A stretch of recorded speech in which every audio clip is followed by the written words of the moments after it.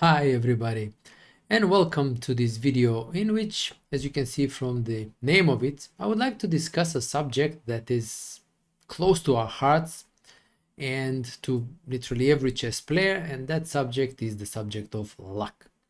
Well, you have different opinions whether there is luck in chess, as after all you could say that all information is on the chessboard, so there are no external factors that can affect the outcome of the game, but in reality we know that it is not exactly so.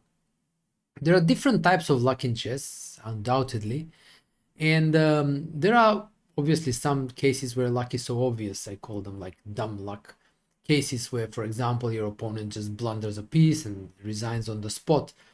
Or you can have luck like you are just lucky to check the variation that your opponent is going to play in the last moment before going to the game, and that variation happens on the board and you play your preparation and you got lucky there.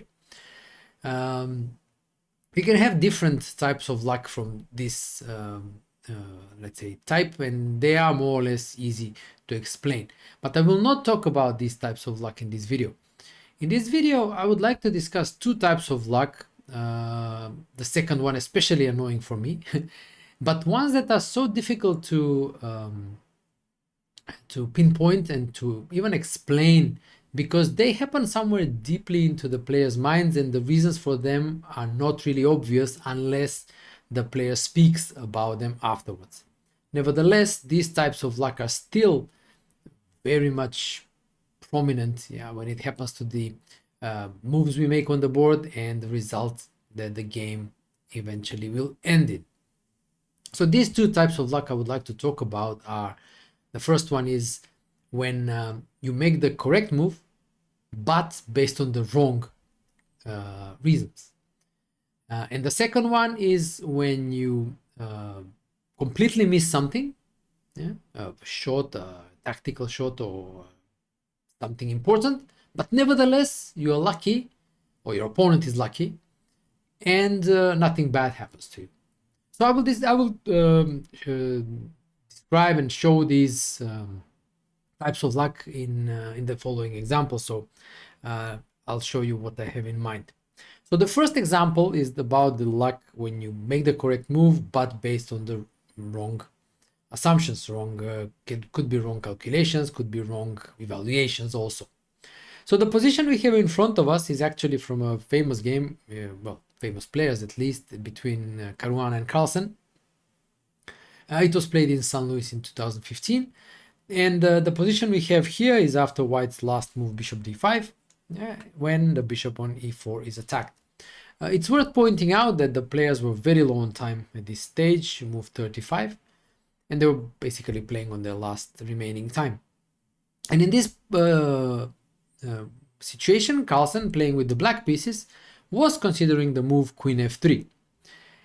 It is a natural move, obviously threatening mate, but here comes the luck part, or the interesting part, is that he thought that this was just a draw, or at least a draw, in view of the line bishop takes e4, queen takes e2, and rook b8. And this is where he basically stopped the calculations, thinking this is just a draw, and he chose another move.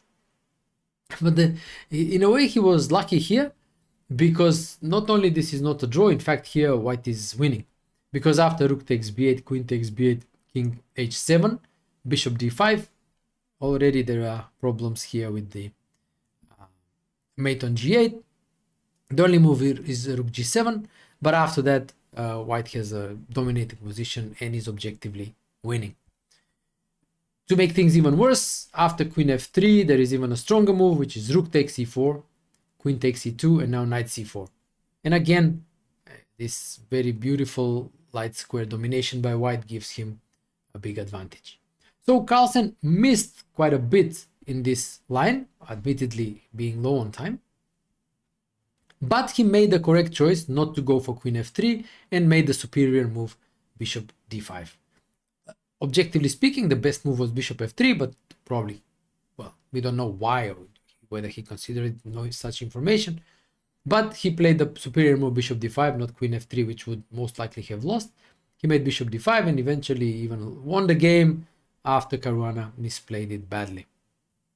So here we have this kind of luck where we make the correct move, or the opponent makes the correct move, after missing something in the variations that he calculated. In this case, Carlsen rejected queen f3, thinking that it was just a drop, when in fact he dodged the bullet here, and in fact the variations would have led to a lost position for him. So this is one type of luck, yeah, when we the opponent, yeah, we make the correct move, but based on the wrong assumptions. Now let me give you an example of the second one, and this one, it has happened quite a lot in my games, especially, for example, you have these situations where the opponent, you can even see it, the opponent is playing so fast and not even pausing to think or calculate anything, while you're just taking your time, thinking, considering, and you know, the opponent makes some move, and then you notice some tactical trick, for example, and you're absolutely sure that the opponent missed that, but then you start calculating and it doesn't work for you, yeah, and works for the opponent. And when this happens throughout the game, you know, once, twice, 3 times, it's very easy to get upset, to lose patience, to become a bit, well, unsettled, and this easily can lead to the game drifting well, in a direction that you don't want to, because after a while you start committing mistakes and the opponent just in their flow takes advantage of them, and you can easily lose the game. And this is very frustrating. It has happened to me on more than one occasion, and well, I'll admit it openly, I just really hate it. So let me give you an example of that, yeah.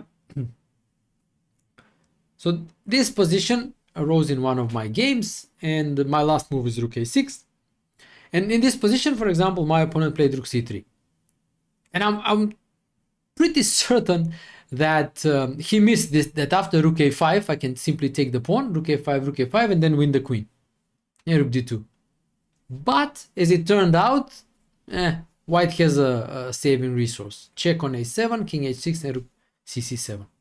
Yeah, and in view of the mate on h7, yes, I can win the queen with check, rook f2, king f2, king d2, queen d2, but black has nothing more than a perpetual. What to do? I mean, this is the type of luck that is really, for example, for me at least, annoying, but it happens, and personally I haven't found a way how to deal with it, especially in this scenario that I described, when the opponent is playing freely, quickly, you know, just not thinking, not pausing to think, how to kind of break that rhythm of the opponent and like force him somehow to start thinking and hopefully making some mistakes, yeah, instead of playing fast and being lucky. So the third example I would like to show you is something similar. So this is the position. It arose from the Scheveningen variation. I was playing with the black pieces. My opponent played with bishop g5 move, and now I played the move h6. And here, my opponent, again, not pausing to think much, simply played the move bishop h4. Yeah, and I'm pretty sure he missed the typical Sicilian trick knight e4, but here there was a kind of a luck both for him first and then for me a little bit, yeah. And the point is that here he missed that, and I started calculating knight e4, and I got to a certain position, and I thought that I could play this. In fact, I was wrong, and my opponent was lucky, because in the variations that happen, there is one move that I missed, and it would have led to a lost position for me. But then the luck turned. My opponent missed the move, and well, then the position was equal, and eventually I won. So here you have like luck and luck on both sides, yeah. So first my opponent was lucky. I thought knight e4 was good. In fact, it wasn't. So I went knight e4. I mean, knight e4 was good, but the variation I intended to play was not good. So knight e4, bishop takes e7, knight takes e3. This is the standard maneuver in the Sicilian when that bishop on h4 is hanging. Bishop takes queen, knight takes queen, and now very good move by white, bishop c7, escaping and attacking the pawn on d6. And here I had an opportunity to, in a way, bail out.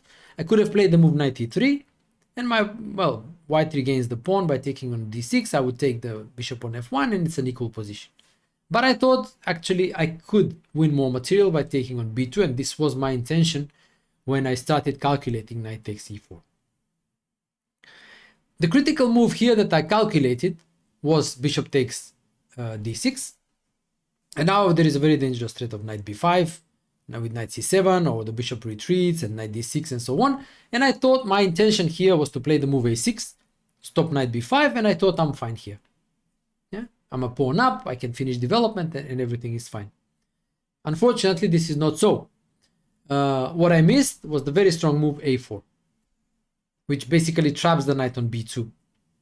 The threat is to go rook a2, yeah, and trap the knight because the knight has no escape squares. And had white played this, it's very likely I would have lost the game. Now the only sensible move is bishop d7 to try to save the knight by attacking the pawn on a4. But after rook b1, knight a4, rook b7, now the knight on b8 is hanging, and the king is really weak here. It cannot castle because it's cut off along the dark square. So knight c6 is the only move. Take on c6, bishop c6, rook e7 check, king d8, rook f7. It's clear that everything is falling apart, yeah, for black. g7 is under attack, then bishop c4, maybe castle, rooks will come, the d file to the b file somewhere, yeah, and it's black is just lost. I mean, the position just falls apart. Probably would have played on for sure, but it's objectively lost. So I would have most likely lost this game.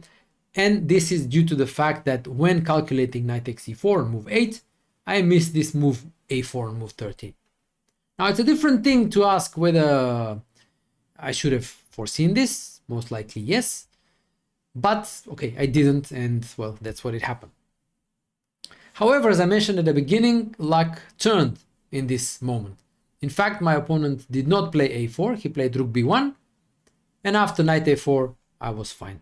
Yeah, I managed to escape with the knight and I was fine. Now the position is objectively equal, but my opponent kept making mistakes, and very soon he ended up in a lost position, and I won.